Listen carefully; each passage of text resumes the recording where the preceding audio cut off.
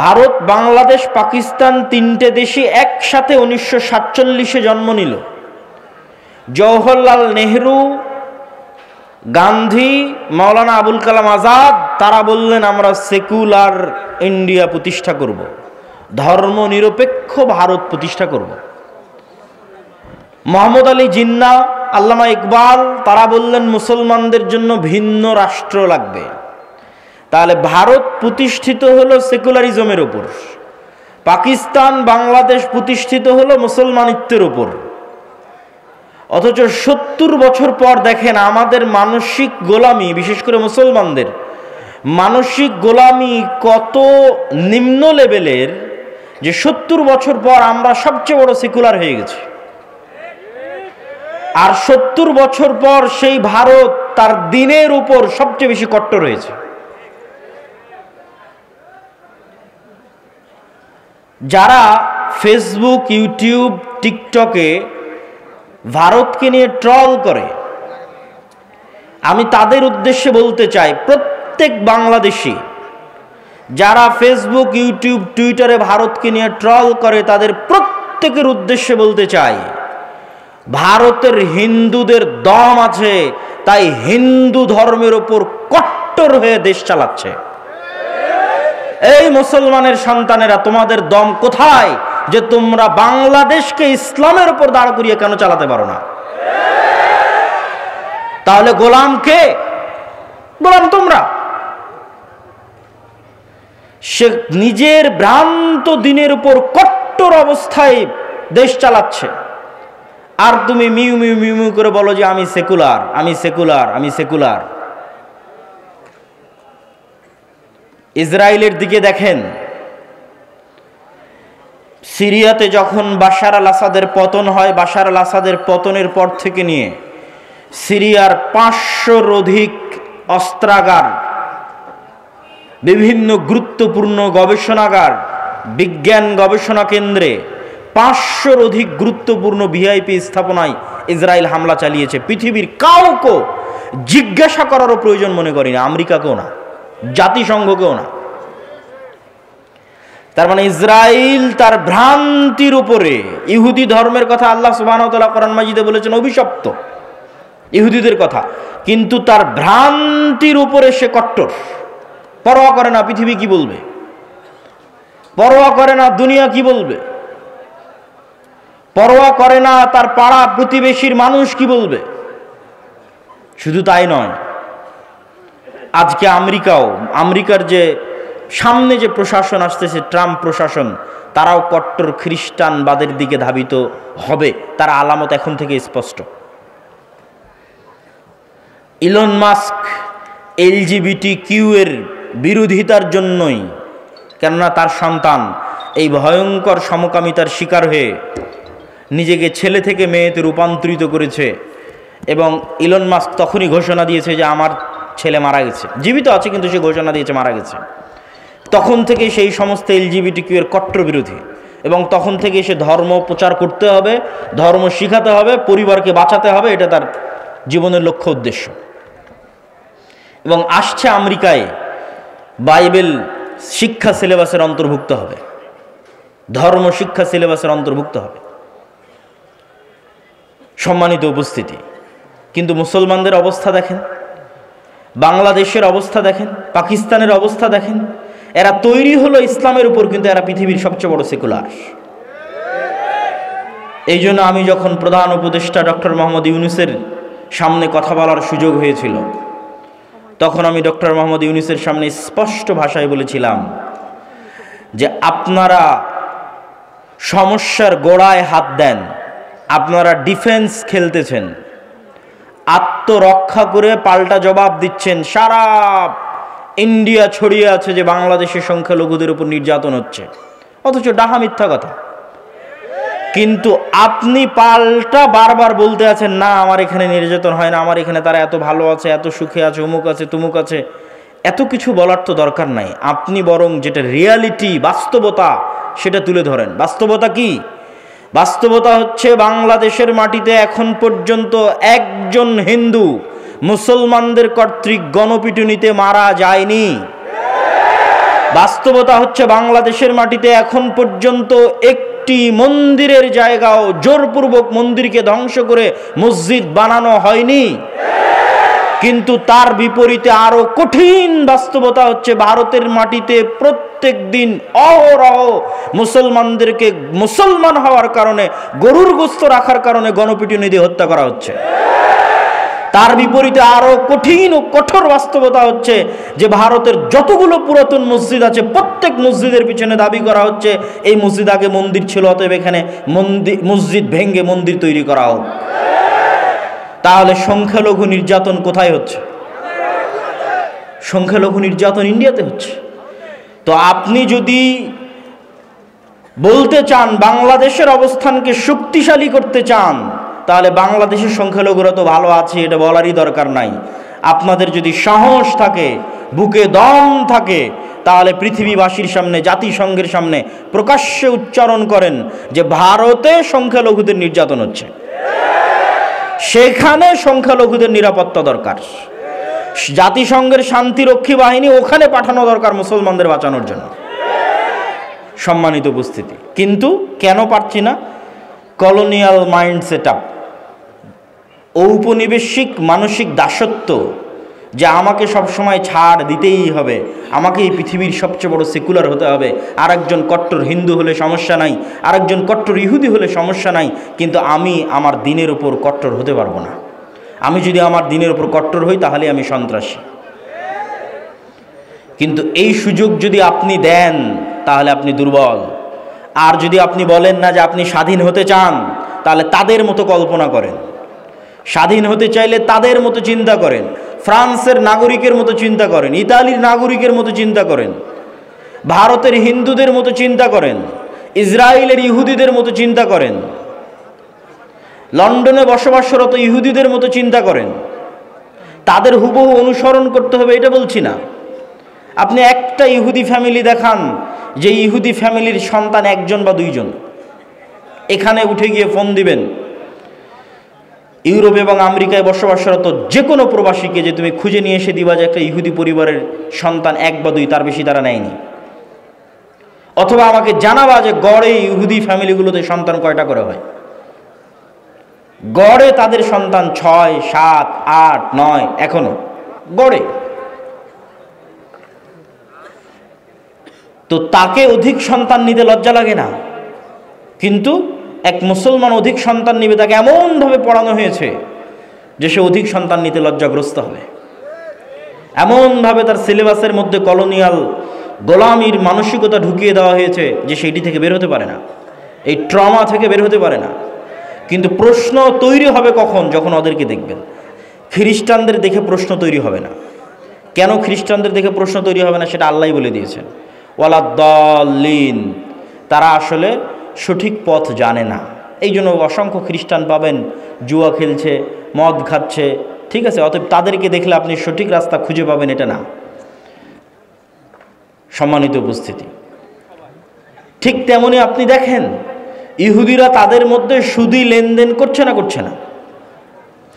একটা ইহুদি নিয়ে এসে দিবেন যে তাদের মধ্যে সুদি লেনদেন করছে, তাদের পরস্পরের মধ্যে। হ্যাঁ, সারা পৃথিবীতে যেন সুদি লেনদেন হয়, এটার জন্য তারাই পেট্রোনাইজ করে, তারাই দাঁড় করিয়ে রেখেছে সুদি অর্থনীতি, কিন্তু তাদের মধ্যে কখনো সুদি লেনদেন করবে না। আর আমরা আমাদের সমাজের রন্ধ্রে রন্ধ্রে সুদের বিষ বাষ্প প্রবেশ করেছে। সুদের ইকোসিস্টেম এমনভাবে তৈরি করা হয়েছে যে পৃথিবীতে কেউ চাইলেও যেন সুদ থেকে বের না হতে পারে। এটা একটা ইকোসিস্টেম। তার আপনাকে উদাহরণ দিই, আপনি যদি ইংল্যান্ডে যান, আমেরিকায় যান, আর ক্রেডিট কার্ডের ইউজার না হন, ক্রেডিট কার্ড মানে আপনি আমার কার্ড নিলেন, টাকা নাই, খরচ করেন, পরে দিন, সমস্যা নাই, এটার নাম ক্রেডিট কার্ড। আপনার যদি ক্রেডিট কার্ডের 5-10 বছরের বা বেশি ব্যালেন্স ব্যবহারের রেকর্ড না থাকে, তাহলে একটা বাড়ি ভাড়া নিতে যে পরিমাণ কষ্ট সহ্য করতে হবে, আপনি বলবেন থাক, তার চাইতে আমি ক্রেডিট কার্ডই ইউজ করি। ক্রেডিট কার্ড ইউজ করে ওই ক্রেডিট কার্ড দেখিয়ে আমি বাড়ি ভাড়া অতি সহজে পেয়ে যাব। মানে সুদ মুক্ত থাকবেন এরকম কোনো পরিবেশ পৃথিবীতে রাখা হয়নি, কিন্তু তারা সুদ মুক্ত আছে। সুদমুক্ত থাকবেন এরকম কোনো পরিবেশ পৃথিবীতে রাখা হয়নি। এমনকি আপনার ওয়াইফাই যে নেবেন, ওই ওয়াইফাইয়ের রাউটারের পিছনে ইন্স্যুরেন্স আছে, গাড়ির পিছনে তো আছে, মোবাইলের তো আছে, ওয়াইফাইয়ের রাউটারেরও ইন্স্যুরেন্স আছে। আপনি বিশ্বাস না হলে আমেরিকা এবং ইংল্যান্ডে কল দিয়ে যাচাই করবেন যে আছে কিনা। আব্দুল্লাহ ভাই বক্তব্যে বলল সত্যি আছে কিনা। সেই দিন বাংলাদেশেও আসবে যখন আপনি ক্যাশ মানি বলে, বাস্তব প্রকৃত ক্যাশ টাকা বলে কোনো টাকা থাকবে না, প্রত্যেকটা টাকাই লোনের বিপরীতে থাকবে। মানে আমার এবং আপনার পকেটে এখন যত টাকা আছে, আসলে এগুলো একটাও বাস্তবে ক্যাশ টাকা নাই, প্রতিটা টাকার বিপরীতে ব্যাংকে লোন আছে। তাহলে there is no cash money without loan. মানে সুদের ভিত্তিতে লোন ছাড়া কোনো ক্যাশ মানির অস্তিত্ব পৃথিবীতে থাকবে না। সম্মানিত উপস্থিতি, আমরা আলোচনা করছিলাম যে কলোনিয়াল মাইন্ড সেটআপ আমাদেরকে পেয়ে বসেছে। এটি আপনি যদি রাষ্ট্রীয়ভাবে ইসলাম প্রতিষ্ঠা করতে চান, তাহলে এটি হবে তার পথে সবচেয়ে শক্তিশালী বাধা। দ্বিতীয় বাধা কি হবে? দ্বিতীয় বাধা হচ্ছে রাষ্ট্রীয় কাঠামোগত ইসলাম বিদ্বেষ। এটা এই পয়েন্ট থেকে এসেছে, আগের পয়েন্ট থেকে এসেছে। এই আগের পয়েন্ট থেকেই রাষ্ট্রের কাঠামোগত ইসলাম বিদ্বেষ। আপনি চোখে দেখতে পাবেন না, বাস্তবে কোনো ইসলাম বিদ্বেষ নাই, কিন্তু কাঠামোর মধ্যে ইসলাম বিদ্বেষ আছে। যেমন আপনি কোথাও গিয়ে বলেন যে আমি দাড়ি রাখবো, পুলিশে জব করে বলেন দাড়ি রাখবো, আর্মিতে জব করে বলেন দাড়ি রাখবো, পারবেন না, কষ্ট হবে, চিহ্নিত হবেন, চাকরি থেকে বাদ পড়ে যাবেন। তথা এমনভাবে ইসলাম বিদ্বেষকে সেট আপ করা আছে কাঠামোর মধ্যে যে আপনি শক্তভাবে কঠোরভাবে দিনকে অনুসরণ করবেন সেটির সুযোগ নাই।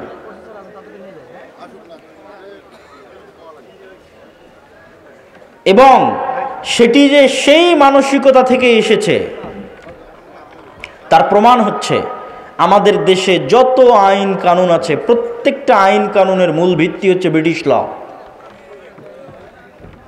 যত আইন আছে প্রত্যেক আইনের ভিত্তিতে যে দেখবেন ব্রিটিশ ল। যেমন আপনি যদি বাংলাদেশ আর্মির কথা বলেন, তাহলে বাংলাদেশ আর্মির যত রুলস অ্যান্ড রেগুলেশনস আছে তাদের অফিসিয়ালি এই প্রত্যেকটা রুলস অ্যান্ড রেগুলেশনের 90% ব্রিটিশ আর্মি থেকে কপি করা। মানে ব্রিটিশ আর্মির খণ্ডিত আর্মি ছিল ইন্ডিয়ান আর্মি, ইন্ডিয়ান আর্মির খণ্ডিত অংশ পাকিস্তান আর্মি, পাকিস্তান আর্মির খণ্ডিত অংশ বাংলাদেশ আর্মি। বাহির থেকে কোনো ইসলাম বিদ্বেষ নাই, কিন্তু ওর কাঠামোর মধ্যে ইসলাম বিদ্বেষ আছে। আপনি পূর্ণ ইসলাম মেনে বাংলাদেশ আর্মিতে জব করবেন, আপনার জন্য কঠিন হয়ে যাবে জব করা, পারবেন না, কেন কাঠামোর মধ্যে ইসলাম বিদ্বেষ ঢুকানো আছে। আর এটির জন্য আগের পয়েন্টই দায়ী, তথা ওই যে কলোনিয়াল গোলামি থেকে আমরা বাস্তবে শারীরিকভাবে তারা অনুপস্থিত, কিন্তু মানসিকভাবে আইন কানুনের নিয়মে প্রত্যেকটা জায়গায় তাদের গোলামির ছাপ স্পষ্ট। 3 নম্বর পয়েন্ট, বাংলাদেশের ঐতিহাসিক ইতিহাস ভিত্তিক যে রাজনৈতিক বয়ান, বিশেষ করে গত 16 বছর যে রাজনৈতিক বয়ান তৈরি করা হয়েছিল শুধুমাত্র 1971 মুক্তিযুদ্ধ কেন্দ্রিক, যে বাংলাদেশের জন্মই 1971-এ, তার পূর্বে আসলে কিছুই ছিল না। এই ইতিহাস আমি বহু বক্তব্যে তুলে ধরেছি যে আমরা বাংলার মুসলমানেরা শুধুমাত্র এই 50 বছরের জাতি নই, এই পূর্ব বাংলার মুসলমানেরা বা বাংলাদেশের মুসলমানেরা 1000 বছরের ঐতিহাসিক জাতি। এবং ওই ইতিহাসের লিগ্যাসির সাথে আপনাকে কানেক্টেড করতে হবে। এই জন্য দেখবেন যে আমার প্রত্যেকটা বক্তব্যে প্রধান উপদেষ্টার সামনের বক্তব্য আমি উচ্চারণ করেছি 1947, আমি বলেছি 1947, এবং প্রায় সব বক্তব্যে পাবেন। কেন? আপনারা আজকের যেই মানচিত্রের উপর আছেন, এই মানচিত্র কিন্তু 71-এর নয়, এই মানচিত্র 47-এ পাওয়া মানচিত্র। তাহলে মানচিত্রের ইতিহাসকে যদি আপনি অস্বীকার করেন, মানচিত্রের অস্তিত্বকে অস্বীকার করে বসবেন, তাহলে মানচিত্রের ইতিহাসকে অস্বীকার করা, মানচিত্রের অস্তিত্বকে অস্বীকার করা, তাহলে অবশ্যই এই মানচিত্রের ইতিহাসকে আপনাকে স্বীকৃতি দিতে হবে। 47-এর ইতিহাস কিসের ইতিহাস? 190 বছর ব্রিটিশ বিরোধী জিহাদের ইতিহাস, 190 বছর। 1757 সালের 23শে জুন পলাশির আম্রকানন মুর্শিদাবাদে এই বাংলার যে পতন হলো ব্রিটিশদের কাছে, 1757 থেকে 1947, এই দীর্ঘ সময়ের ইতিহাসকে আপনি বাদ দিতে পারেন না। হাজী শরীয়তুল্লাহ মীর নেসার আলী তিতুমির, আপনাদের বগুড়ার গাবতলীর সন্ধ্যাবাড়িও ছিল জিহাদের কেন্দ্র, ব্রিটিশ বিরোধী জিহাদের কেন্দ্র। তাহলে আপনি যদি গাবতলীর মানুষ যদি বলে আমার 1971 জন্ম, তাহলে তো এটা মিথ্যা কথা। তাহলে ওই গাবতলীর সন্ধ্যাবাড়ির আপনাদেরই বাপ দাদা আজ থেকে 200 বছর আগে ব্রিটিশদের বিরুদ্ধে জিহাদ করেছে, ওটাকে আপনি বহন করবেন না? ওটাকে আপনি রক্ষা করবেন না? নিজের মধ্যে ধারণ করবেন না? অবশ্যই ধারণ করতে হবে, নাহলে আপনি জাতি হিসেবে মানসিকভাবে, ঐতিহাসিকভাবে, রাজনৈতিক বয়ানে গোলাম হয়ে যাবেন। এবার ওই 1757 23শে জুনের আগের যে ইতিহাস, মুঘলদের বাংলাদেশ, তার আগের স্বাধীন সুলতানি শাসন আমলের বাংলাদেশ, মুঘলদের আগের অংশ হচ্ছে স্বাধীন সুলতানি শাসন আমল। স্বাধীন সুলতানি শাসন আমল কোনটা? যেই সময়ে রাজধানী ছিল মুর্শিদাবাদ, মালদা, রাজশাহী, চাঁপানবাবগঞ্জ, গৌড়, তৎকালীন ভাষায় বলা হয়েছে গৌড়। এই জন্য সব পুরাতন মসজিদ দেখবেন ওই বেল্টে প্রচুর পরিমাণে আছে। সোনা মসজিদ আছে, বাঘা মসজিদ আছে, কুসুম্বা মসজিদ আছে, আরও কত অসংখ্য পুরাতন মসজিদ আছে 500 বছর আগের। ওই অঞ্চলগুলো ঘুরতে গেলে দেখতে পাবেন। আর বাংলাদেশ বর্ডার ক্রস করে মালদার গৌড় রোডে প্রবেশ করলে তার রাজধানী, আর মুঘলদের রাজধানী হচ্ছে ঢাকা। তাহলে এই দীর্ঘ 1000 বছরের ইতিহাসকে যদি বাদ দেন, জাতি হিসেবে আপনি মৃত্যুবরণ করলেন। আর 1971 বা 1947 পরে বাংলাদেশের মানুষকে বারবার বিভক্ত করার চেষ্টা করা হয়েছে। বাংলাদেশের মানুষকে কি দিয়ে বিভক্ত করা হয়েছে? 3টা পরিভাষা দিয়ে বাংলাদেশের মানুষকে বিভক্ত করা হয়েছে রাজনৈতিকভাবে। এই রাজনৈতিক বিভক্তি থেকে বের হয়ে আসতে হবে। অন্য আর যে কোনো বিষয়ে রাজনীতি চলতে পারে, কিন্তু এই বিষয়গুলো নিয়ে রাজনীতি করতে দেওয়া যাবে না। এটা যে রাজনৈতিক সচেতনতা। 47-এ দেশ স্বাধীন হওয়ার পর বাঙালি জাতীয়তাবাদের নামে বাংলাদেশের মানুষের মধ্যে বিভেদ তৈরি করা হয়েছে। বলে যে আরে তুমি পরে মুসলিম, আগে বাঙালি। বাঙালি জাতীয়তাবাদকে মহান করা, বাঙালি জাতীয়তাবাদকে মহান করতে গিয়ে পহেলা বৈশাখের কালচার থেকে শুরু করে যত বাঙালি কালচার আছে সেই কালচারগুলোকে মহান করে যে না আমি বাঙালি। আর এই বাঙালি জাতীয়তাবাদকে ইসলামের বিরুদ্ধে দাঁড় করানো। কিন্তু তারা ভুলে যায় যে এই বাঙালি জাতীয়তাবাদের নামেই 1905 সালে হওয়া বঙ্গভঙ্গ 1911-তে ব্রিটিশ সরকারকে রদ করতে বাধ্য করে কলকাতার দাদাবাবুরা। আর 1911-তে বঙ্গভঙ্গ রদ হয়ে যাওয়ার কারণে 1947 পর্যন্ত এই পূর্ববঙ্গে না কোনো কলকারখানা, না কোনো ব্যবসায়িক প্রতিষ্ঠান, না কোনো স্কুল কলেজ, না কোনো বিশ্ববিদ্যালয় কিছুই প্রতিষ্ঠিত হয়নি। মানে আপনাদের টাকায়, আপনাদের বাপদাদাদের টাকায় যা কিছু গড়ে উঠেছে সব কলকাতাতে গড়ে উঠেছে।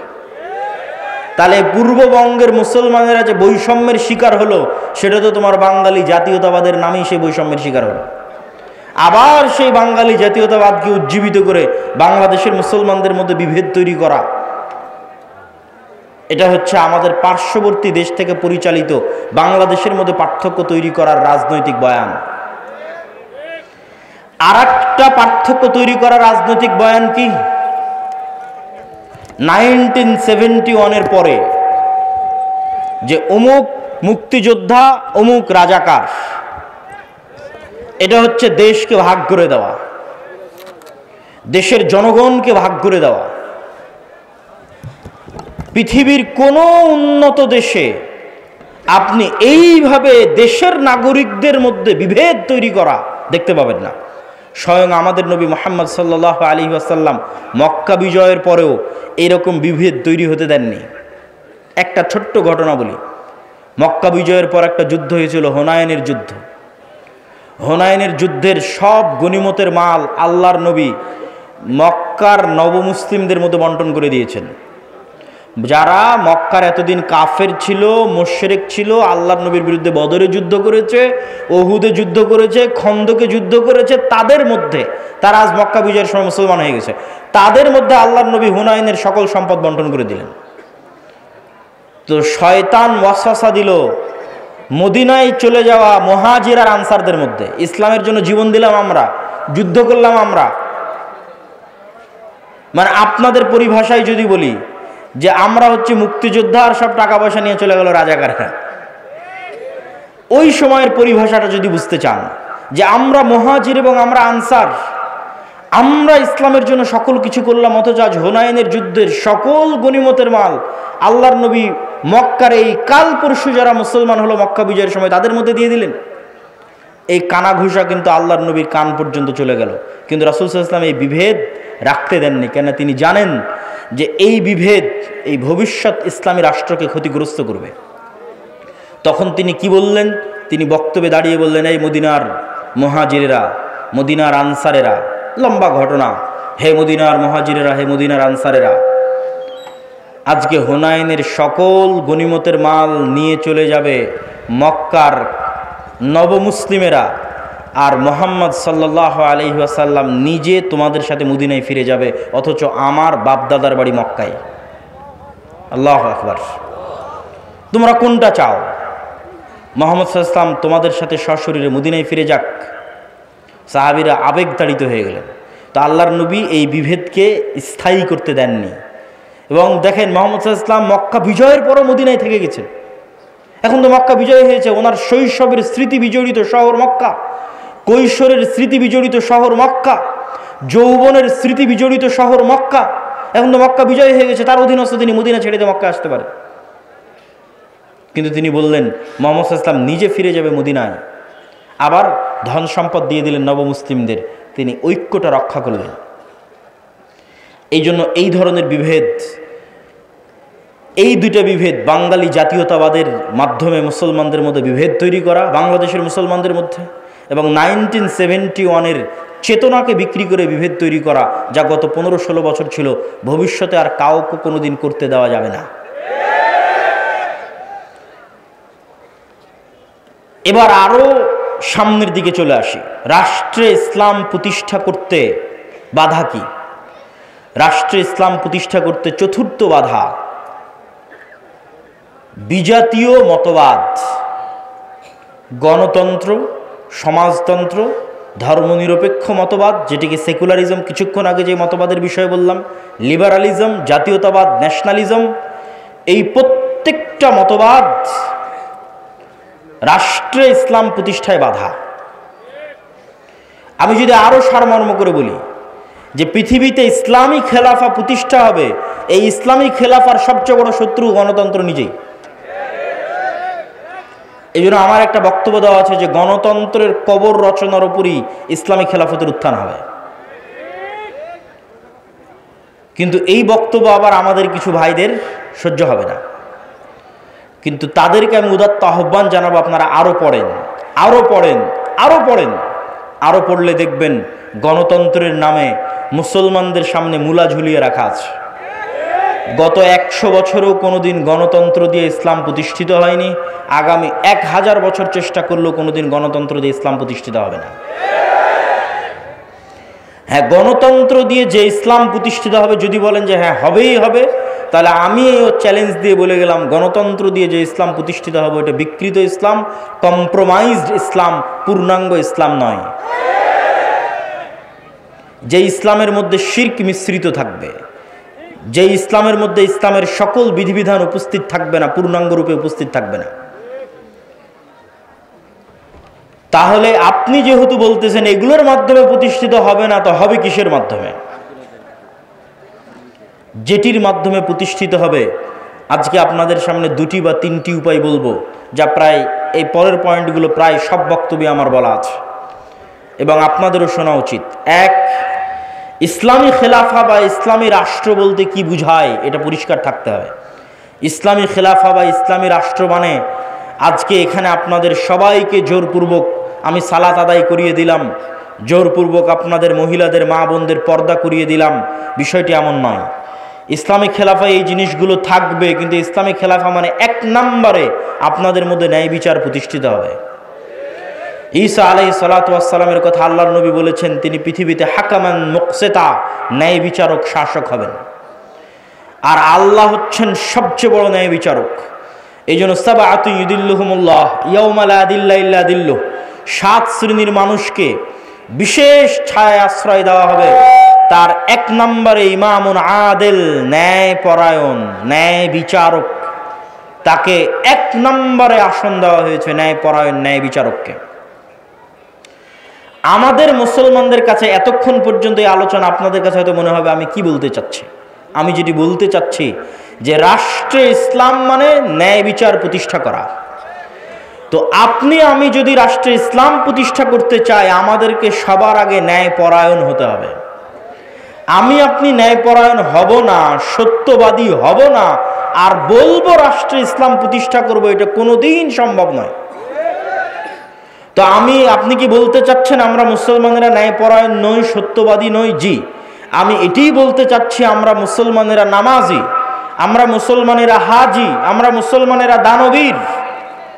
বাহ্যিক ইসলামের যত বিধিবিধান আছে প্রত্যেকটা বিধিবিধান মানতে আমরা 1 নম্বরে আছি। যেমন আজকের জালসা সম্মেলনে এসেছেন কোরআন এবং দ্বীনের কথা শুনতে, এটা অনেক বড় একটা গুণ। অবশ্যই আপনি নেকি পাওয়ার নিয়েতে এসেছেন, কিন্তু দেখবেন এই জালসার প্যান্ডেল থেকে মোবাইল চুরি হয়ে গেছে, দেখবেন মসজিদ থেকে স্যান্ডেল চুরি হয়ে গেছে। তাহলে জাতিগতভাবে আমার এবং আপনার মধ্যে কোনটার অভাব? জাতিগতভাবে আমার এবং আপনার মধ্যে নামাজের অভাব নাই, দানের অভাব নাই, হাজি উমরাকারী ব্যক্তির অভাব নাই, কিন্তু সত্যবাদী হবে, ন্যায় পরায়ণ হবে, এরকম মেরুদণ্ডওয়ালা একটা প্রজন্ম আমাদের মধ্যে নাই। আপনি আমাকে যদি এখন রাষ্ট্রপ্রধান করে দেন, আমিও বাংলাদেশ চালাতে পারবো না, কেন বাংলাদেশের প্রত্যেকটা সেক্টরে দুর্নীতি আছে। ওই সমস্ত দুর্নীতিবাজ সচিবেরা, মন্ত্রীরা, ওসিরা, ডিসিরা 1 সেকেন্ড আপনাকে রাষ্ট্র চালাতে দেবেন, আপনাকে উৎখাত করে ফেলে দেবে। তাহলে আপনি এইরকম দুর্নীতিগ্রস্ত একটা কাঠামোর মধ্যে বলবেন আমি ইসলাম প্রতিষ্ঠা করব? আপনাকে একদল সৎ ন্যায়পরায়ণ প্রজন্ম আগে নিয়ে আসতে হবে। যে সৎ ন্যায়পরায়ণ প্রজন্ম টাকার কাছে বিক্রি হবে না, চাপের কাছে বিক্রি হবে না, তার দায়িত্বের আমানত রক্ষা করবে মৃত্যু হয়ে গেল। এটা হচ্ছে সৎ এবং ন্যায়পরায়ণ। এতক্ষণ হয়তো রাষ্ট্রীয় পর্যায়ে বললাম, এই জন্য আপনারা খুব ঠিক বললেন।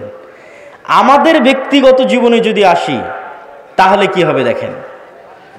আপনারা যারা আজ পুরো গাবতলীতে জরিপ করেন, পুরো বগুড়া জেলায় জরিপ করেন, পুরো গাইবান্ধাতে জরিপ করেন যে কতজন পিতার মৃত্যুর পর তার সন্তান পিতার সম্পত্তিতে বোনকে ন্যায়ের সাথে ভাগ দিয়েছে, জরিপ করেন। আপনারা যারা সামনে উপস্থিত আছেন তারা প্রশ্ন করেন, আপনার আশেপাশে তাকান, পাড়া প্রতিবেশীর দিকে তাকান, কল্পনা করেন কতজন তার পিতার মৃত্যুর পর পিতার সম্পত্তিতে বোনকে ন্যায়ের সাথে ভাগ দিয়েছে। একদল তো আছে ভাগই দেয়নি, কেউ যদি দিয়ে থাকে তাহলে বগুড়ার জলেশ্বরী তলার জমিটা নিজে নিয়েছে, আর বগুড়ার যেটা সারিয়াকান্দির নদীতে ভেঙে আছে ওটা বোনকে দিয়েছে।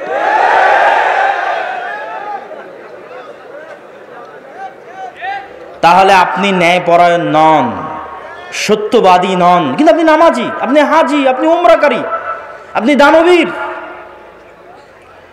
তাহলে আপনাকে দিয়ে কখনোই আল্লাহ সুবহানাহু ওয়া তাআলা রাষ্ট্রে ইসলাম প্রতিষ্ঠা করবেন না, কেননা আপনি রাষ্ট্রে ইসলাম প্রতিষ্ঠার যোগ্য নন। রাষ্ট্রে ইসলাম প্রতিষ্ঠা করার 1 নম্বর শর্তই হচ্ছে আপনাকে ন্যায়পরায়ণ হতে হবে। ন্যায়পরায়ণ না হলে আপনি রাষ্ট্রে ইসলাম প্রতিষ্ঠার যোগ্য নন। কেন? আপনি রাষ্ট্র নেতা হওয়ার যোগ্য নন, দলের নেতা, দেশের নেতা, সমাজের নেতা, কোনো কিছুর নেতা হওয়ার যোগ্য নন। আপনি কিসের যোগ্য? গোলাম হওয়ার যোগ্য। গোলামেরা মিথ্যা বলে, গোলামেরা অন্যায়পরায়ণ হয়। আপনি আরো জরিপ করেন, আপনাদের এই বগুড়া, গাবতলী, গাইবান্ধা অঞ্চলের কতজন মেয়ের বিবাহ যৌতুকের ভিত্তিতে হচ্ছে, আর কতজন মেয়ের বিবাহ যৌতুক ছাড়া হচ্ছে, জরিপ করেন। তাহলে যতগুলো মেয়ের বিবাহ যৌতুকের ভিত্তিতে হচ্ছে, আপনি কি বলেন এটা ন্যায় হচ্ছে না অন্যায় হচ্ছে? অন্যায় হচ্ছে। কিন্তু ওই যৌতুকের বিবাহে যতজন উপস্থিত হচ্ছে, হাজি, নামাজি, ওমরাকারী, দানবীর, হুজুর, কাজী, সবই তো আল্লাহওয়ালা। তাহলে এই সমস্ত আল্লাহওয়ালা হাজি, নামাজি, কাজী যে যৌতুকের ভিত্তিতে বিবাহ দিচ্ছে, উপস্থিত হচ্ছে, দাওয়াতে যাচ্ছে, তাদেরকে দিয়ে আল্লাহ সুবহানাহু ওয়া তাআলা কখনোই রাষ্ট্রে ইসলাম প্রতিষ্ঠা করাবেন না। কেননা সে অন্যায় পরায়ণ। সে যদি আজ যৌতুকের সাথে আপোষ করে, কাল রাষ্ট্র ক্ষমতায় গেলে ও সবচেয়ে বড় দুর্নীতিবাজ হবে। মানে আমাদের মধ্যে যতজন উপস্থিত আছে, যারা বোনকে পিতার সম্পত্তিতে ভাগ দেয়নি, যারা মেয়েকে বিবাহ করেছে যৌতুক এবং ডিমান্ডের ভিত্তিতে এবং এই ধরনের মানুষের সাথে সম্পৃক্ত অন্যায়ের সাথে জড়িত আছে, এরা যদি রাষ্ট্র ক্ষমতায় যায় তো গত 16 বছর যা টাকা পাচার হয়েছে এরা তার চেয়ে বেশি করবে। গত 16 বছর যা দুর্নীতি হয়েছে প্রত্যেকটা মুসলমান তার চেয়ে বেশি দুর্নীতি করবে। শুধু সে যায়নি তাই গালি দিচ্ছে যে ও দুর্নীতিবাজ ছিল, এত টাকা পাচার করে নিল, ও গেলে ওও করত।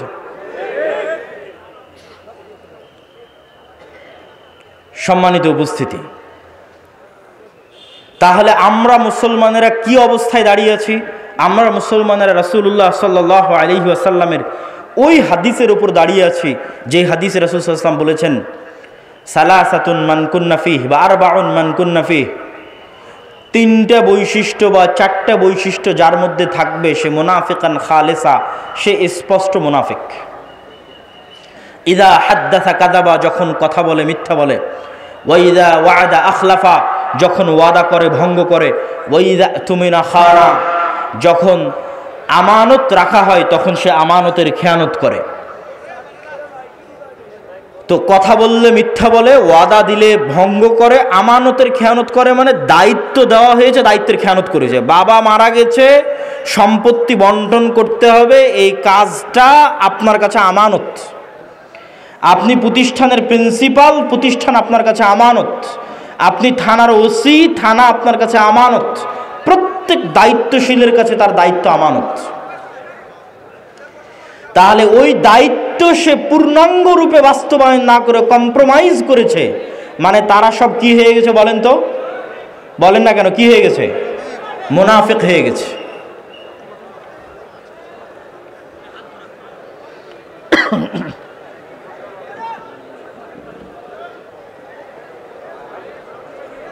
না মাইকের সমস্যা নেই, একটু থামেন।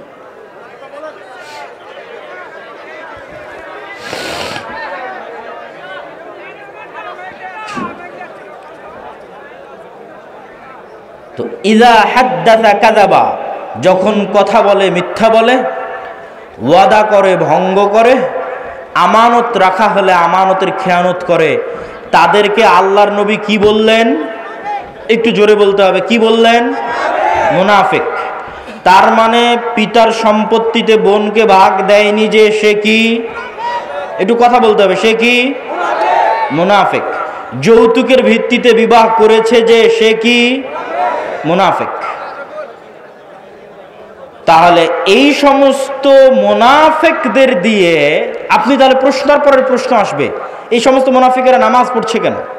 এই সমস্ত মুনাফিকেরা দান করে কেন? এই সমস্ত মুনাফিকেরা তাহাজ্জুদের সালাত আদায় করে কেন? কেননা গত 16 বছরে এমনও ছিল প্রশ্ন ফাঁসের টাকা আল্লাহর রাস্তায় দান করেছে। তাহলে আল্লাহর নবীর কথা অনুযায়ী সে মুনাফিক, কেননা প্রশ্ন ফাঁস তার আমানত, প্রশ্ন রক্ষা করা আমানত ছিল, খেয়ানত করেছে। আল্লাহর নবী বলছেন ও মুনাফিক, খাঁটি মুনাফিক। তো খাঁটি মুনাফিক কেন দান করছে? গত 16 বছর এমনও ছিল যে সবচেয়ে বড় দুর্নীতিবাজ সেও নাকি তাহাজ্জুদের সালাত আদায় করে, সবচেয়ে বড় খুনি সেও নাকি তাহাজ্জুদের সালাত আদায় করে। তাহলে সে যদি খুনি হয়, দুর্নীতিবাজ হয়, মিথ্যুক হয়, তাহলে সে তো মুনাফিক। শত OC, DC, SP, AC land, sub registrar সারা দিন ঘুষের লেনদেন করতেছে, 24 ঘন্টা ঘুষের লেনদেন করতেছে, তারা তার দায়িত্বে খেয়ানত করতেছে। তো দায়িত্বে খেয়ানত করার কারণে আল্লাহর নবীর ভাষা অনুযায়ী সে কি? মুনাফিক। কিন্তু এরা সবাই তো হজ করে এসেছে, উমরা করে এসেছে, নামাজ পড়েছে, মসজিদ মাদ্রাসার সভাপতি, প্রধান অতিথি, বিশেষ অতিথি, কি না সব কিছুতে আছে। তাহলে কেন দিনী কার্যক্রমে? মূলত তারা তাদের মুনাফিকি ঢাকতে আল্লাহর রাস্তায় দান করে, মুনাফিকি ঢাকতে হজ উমরা করে, মুনাফিকি ঢাকতে মসজিদে গিয়ে নামাজ পড়ে, কিন্তু আসলে মুনাফিক। কিন্তু মুনাফিকিটা যেন মানুষের সামনে ধরা না পড়ে, ওই মুনাফিকের উপর পর্দা দেওয়ার জন্য মুখে দাঁড়িয়ে আছে, মাথায় টুপি আছে, নামাজের কড়া আছে, কিন্তু বাস্তবে মুনাফিক। তাহলে কোন মুসলমান স্বাধীন, কোন মুসলমান রাষ্ট্রের দায়িত্ব পাবে, কোন মুসলমান দেশ ও জাতিকে নেতৃত্ব দিবে? যেই মুসলমান এমত অবস্থায় সালাত আদায় করে যে, এমত অবস্থায় সালাত আদায় করছে যে ওই অবস্থায় সে মিথ্যুকও নয়, দুর্নীতিবাজও নয়, সত্যবাদী, শতভাগ সত্যবাদী, শতভাগ ন্যায়পরায়ণ, এমত অবস্থায় সে সালাত আদায় করছে, ওই সালাতের যে ক্ষমতা, ওই সিয়ামের যে পাওয়ার, ওই হজ, ওই ওমরা, ওই দানের যে পাওয়ার, ওই পাওয়ারেও রাষ্ট্র ক্ষমতায় চলে যাবে। ওই পাওয়ার দিয়ে আল্লাহ পৃথিবীতে সব নবী রাসূল পাঠিয়েছেন। পৃথিবীতে আসা প্রত্যেক নবী রাসূল জন্মগত সত্যবাদী, জন্মগত আমানতদার, জন্মগত ন্যায়পরায়ণ। আমাদের নবী মুহাম্মদ সাল্লাল্লাহু আলাইহি ওয়াসাল্লামের ক্ষেত্রেও জন্মগত তিনি সত্যবাদী, জন্মগত আমানতদার, জন্মগত ন্যায়পরায়ণ। আবু বকর, ওমর, উসমান, আলী, এমনকি যে আবু সুফিয়ান রাদিয়াল্লাহু তাআলা আনহুর নাম আমরা শুনি, দীর্ঘদিন যাবৎ মক্কার কাফের কুরাইশ মুশরিকদের নেতৃত্ব দিয়েছেন, তিনিও বাদশাহ হিরাক্লিয়াসের দরবারে দাঁড়িয়ে মিথ্যা বলেননি। তখন কাফের ছিলেন, মিথ্যা বলেননি। কেননা মিথ্যা তাদের অস্তিত্বের মধ্যে ছিল না। আর আমাদের অস্তিত্বের মধ্যে মুসলমানদের অস্তিত্ব চেক করবেন, ইউরোপ আমেরিকায় যত মুসলমান গেছে তাদের অনেকেই, অধিকাংশই, সবাই নয়, যে দেখেন কোথাও না কোথাও মিথ্যা বলেছে। মিথ্যা বলে সরকারের কাছে অতিরিক্ত ফায়দা নিচ্ছে। মুসলমান কাফেরের কাছে অতিরিক্ত উপকার নিচ্ছে। মুসলমান ইহুদি খ্রিস্টানের কাছে অতিরিক্ত অর্থনৈতিক লাভ নিচ্ছে মিথ্যা বলে। দ্বিতীয় যে কাজটি আমাদের করতে হবে সেটা হচ্ছে সোশ্যাল জাস্টিস। সোশ্যাল জাস্টিস মানে এতক্ষণ যা বললাম তার আলোকেই সোশ্যাল জাস্টিস নির্ধারিত হবে। সামাজিক ন্যায় বিচার। গত 16 বছর যে পাওয়ার প্র্যাকটিস হয়েছে সারা বাংলাদেশে, এই পাওয়ার প্র্যাকটিস এখন নাই, শূন্যের কোঠায়। ওই ফাঁকা জায়গায় মসজিদ মাদ্রাসাগুলোর ক্ষমতা ছিল যে তারা ন্যায় বিচার প্রতিষ্ঠা করবে। কিন্তু দুঃখজনক হলেও সত্য, দেশে প্রতিষ্ঠিত ইসলামী দল বলেন, ইসলামী সংগঠন বলেন, মসজিদ বলেন, মাদ্রাসা বলেন, তারা আল আমরু বিল মারুফ ওয়ান নাহি আনিল মুনকার এবং সামাজিক ন্যায় বিচার প্রতিষ্ঠায় দুর্বল। এবং তাদের চোখের সামনে আর এক দল ওই একই জায়গায় একই অন্যায় লিপ্ত হচ্ছে। এক জায়গায় গত 16 বছর যারা চাঁদাবাজি করেছে, আজকে ওই জায়গায় আর একজন চাঁদাবাজি করতেছে, কিন্তু কেউ প্রতিবাদ করতেছে না। সোশ্যাল জাস্টিস মানে সমাজে মানুষের প্রতি অন্যায় হতে দেওয়া যাবে না। আপনি যদি রাষ্ট্রে ইসলাম প্রতিষ্ঠা করতে চান, রুট লেভেলে ন্যায় বিচার প্রতিষ্ঠা করতে হবে। কাকে প্রতিষ্ঠা করতে হবে? যে ইসলামের ধারক ও বাহক, মানে যে বলছে যে আমি চাই রাষ্ট্রে ইসলাম প্রতিষ্ঠা হোক, ওকে ন্যূনতম ওর গ্রামে, ওর পাড়ায় মানুষের উপর যেন জুলম না হয়। যেমন বাপ যদি মারা যায় তো বোনকে যেন তার ন্যায় হিস্সা বুঝিয়ে দেওয়া হয়, এটি জোরপূর্বক বাস্তবায়ন করবে। কোনো মেয়ের বিবাহ যেন যৌতুকের ভিত্তিতে না হয়, এটি জোরপূর্বক বাধা দিবে। আল আমরু বিল মারুফ ওয়ান নাহি আনিল মুনকার করবে। এটি হচ্ছে সোশ্যাল জাস্টিস।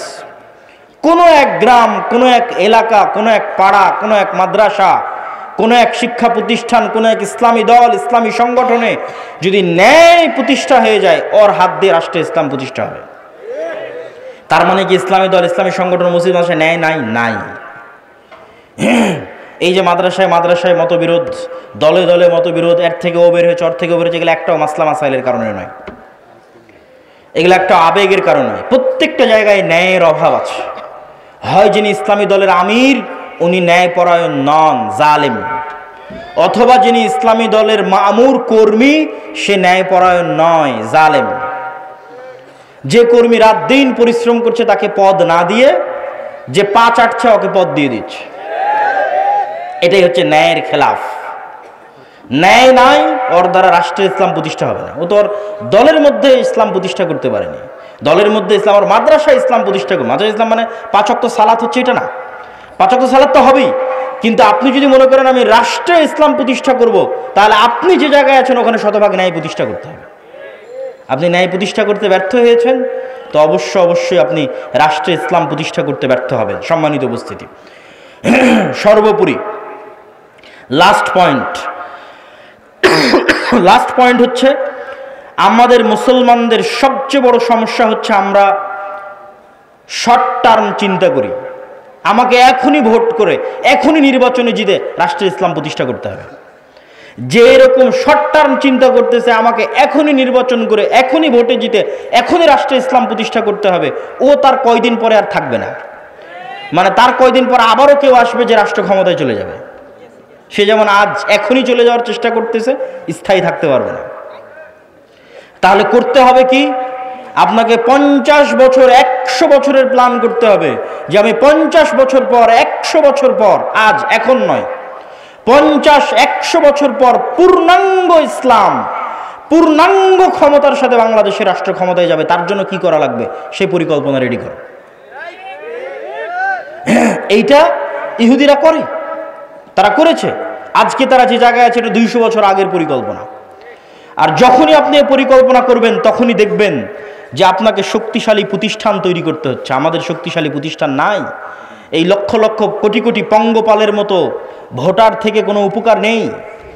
5ই আগস্টের এই ছাত্র জনতার আন্দোলনে বেশিরভাগ মুসলমান ধর্মপ্রাণ মানুষ জীবন দিয়েছে। আর রাষ্ট্র ক্ষমতায় কারা গেছে? বেশিরভাগ এনজিও রাষ্ট্র ক্ষমতায় গেছে। কেন? ওই এনজিওগুলো বাংলাদেশের শক্তিশালী প্রতিষ্ঠান আছে, শক্তিশালী মিডিয়া আছে। বাংলাদেশে আমাদের মুসলমানদের পঙ্গপালের মতো এরকম আমার এরকম হাজার হাজার দর্শক শ্রোতা ভক্ত আছে, কিন্তু আমার শক্তিশালী মিডিয়া নাই বাংলাদেশে। আমার বাংলাদেশের শক্তিশালী কোনো অর্থনৈতিক প্রতিষ্ঠান নাই, এরকম কোনো ইসলামী দলের নাই, কোনো ইসলামী সংগঠনের নাই। সম্মানিত উপস্থিতি, তাহলে আমাদেরকে শক্তিশালী প্রতিষ্ঠান প্রতিষ্ঠা করতে হবে এবং দীর্ঘমেয়াদী পরিকল্পনা করতে হবে। ওই শক্তিশালী প্রতিষ্ঠান না থাকার কারণেই দেখবেন একজন অপরাধী যখন কোনো কিছু করছে তার সামনে কত বড় গুণ লাগিয়ে হেডিং করা হচ্ছে, আর একজন আলেম সে যখন কিছু করছে বলছে তথাকথিত মৌলবী। অথবা বড় অপরাধীকে যখন আদালতে পেশ করা হচ্ছে হাতে হ্যান্ডকাফ নাই, কিন্তু আলেমকে যখন আদালতে পেশ করা হচ্ছে মোটা রশি দিয়ে হাত বেঁধে আদালতে পেশ করা হচ্ছে। এটাই হচ্ছে রাষ্ট্রীয় কাঠামোগত বিদ্বেষ, যা আপনার অজান্তে হয়ে আছে। আপনি এটার সাথে ফাইট দিয়ে পারবেন না, ঠিক বলেও পারবেন না। ওটার সাথে ফাইট দিতে হবে শক্তিশালী প্রতিষ্ঠান তৈরি করার মাধ্যমে। এই শক্তিশালী প্রতিষ্ঠান তৈরি করার জন্য মুসলমানদের সন্তানদের চিন্তা করতে হবে, পরিকল্পনা করতে হবে। সর্বোপরি আমাদের সবচেয়ে বড় সমস্যা আমাদের তরুণ প্রজন্ম। আমাদের তরুণ প্রজন্ম নেশায় ব্যস্ত, মাদকতায় ব্যস্ত, জুয়ায় ব্যস্ত। আর আপনি অন্যদের তরুণ প্রজন্মকে দেখেন তারা কি করছে? তারা প্রোডাক্টিভ, তারা জ্ঞান অর্জন করছে, জ্ঞান বিতরণ করছে, জ্ঞান শিখছে। যেই দিন ফুটবল বিশ্বকাপ হচ্ছে সেই দিন আপনি ক্যামব্রিজ এবং অক্সফোর্ডের বিশ্ববিদ্যালয়ে কিছু বুঝতে পারবেন না, আর ঢাকা বিশ্ববিদ্যালয়ে দেখবেন হাজার হাজার ছাত্র একত্রিত হয়ে ফুটবল খেলা দেখছে। এটাই হচ্ছে আমাদের এবং তাদের মধ্যে পার্থক্য। কেন তারা পৃথিবী শাসন করছে আর আমরা কেন পৃথিবীর গোলাম হয়ে আছি? আমাদের এই প্রোডাক্টিভিটি না থাকা আমাদের সবচেয়ে বড় ব্যর্থতা। সম্মানিত উপস্থিতি, আমি আমার বক্তব্যের শেষের দিকে আপনাদের উদ্দেশ্যে আমার পুরো বক্তব্যের যদি সারমর্ম করি, তাহলে বাংলাদেশে রাষ্ট্রীয়ভাবে ইসলাম প্রতিষ্ঠা করতে সবচেয়ে বড় বাধাগুলোর 1 নম্বর বাধা কলোনিয়াল মাইন্ড সেট আপ, ঔপনিবেশিক গোলামির মানসিকতা।